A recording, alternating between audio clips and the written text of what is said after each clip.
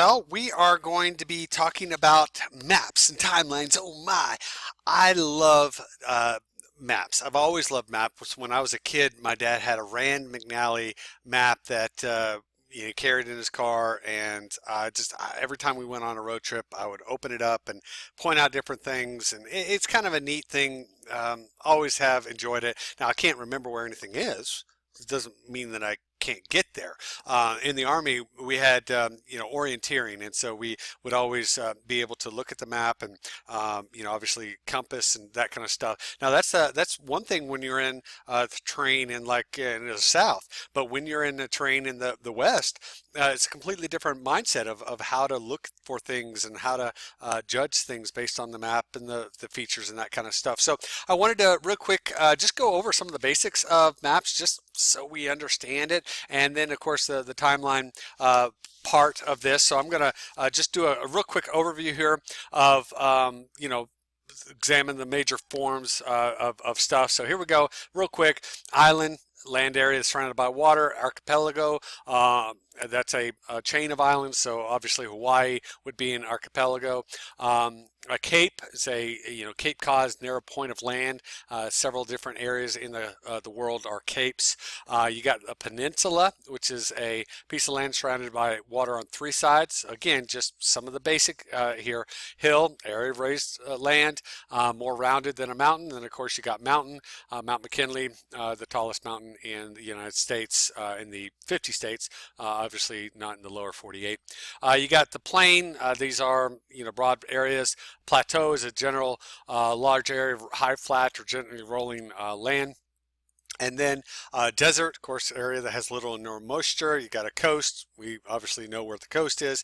And then you've got a continent and then subcontinent. So a continent is obviously the 7 continents, and then a subcontinent is an area of land that is part of a continent but separated by something. So there's a landform, language, etc.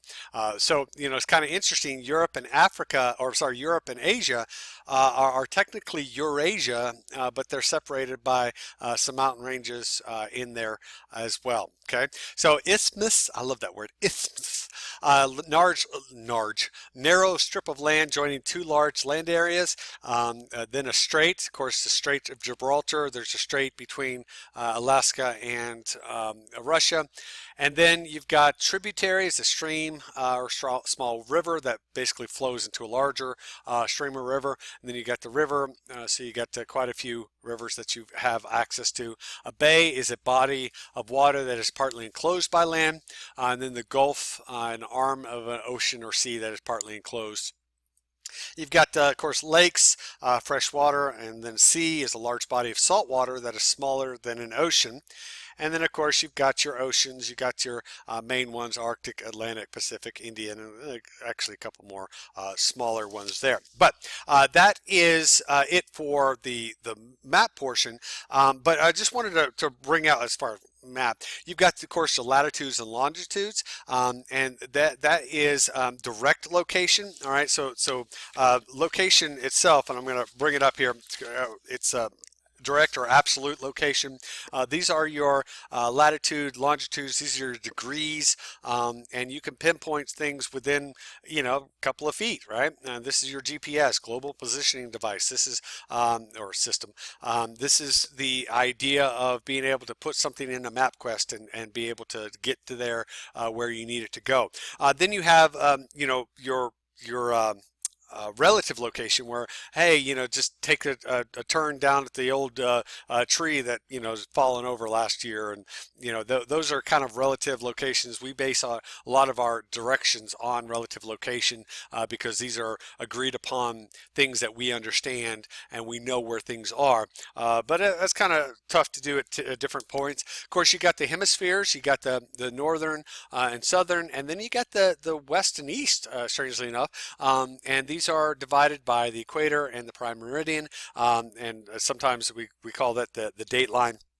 And then you've got different types of maps. It's kind of interesting. Of course, you got the globe, but then all maps, they distort, right? They're not accurate in the idea that the maps are real representations, and they can be, but but if they were real representation, it was kind of be an interesting look. And I've seen ones that are upside down. I've seen ones that were reversed. It's really cool. If you go onto some of the maps, there's a lot of neat things. You'll see in the link that I gave you, there's a couple of ways to look at maps and kind of interesting little things that you can look at, and the ways that you can look at how a map is perceived.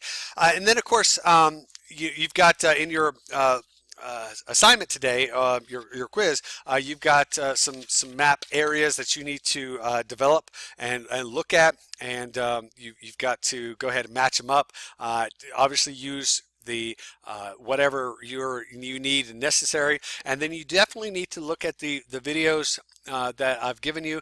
Really kind of neat. Cartography is a really neat subject that goes beyond some of the stuff that's out there. I've always been fascinated by how people, especially on the ocean, how they mapped out different things and what they used, an astrolabe or a different type of thing that they used to pinpoint where they were in in relevance to whether it's the sun, the moon, the stars, all that kind of stuff. So I've always been fascinated with that. Couple things on the timelines. Timelines are huge, right? We've talked about that before, that when you study history, you look at the time periods. And so you've got the traditional way that we've talked about before. You've got the BC, which references before Christ. And then you've got the AD, which is actually not after death, but it's the Anno Domini, which is in the year of our Lord. And that's based on what we call the Gregorian calendar.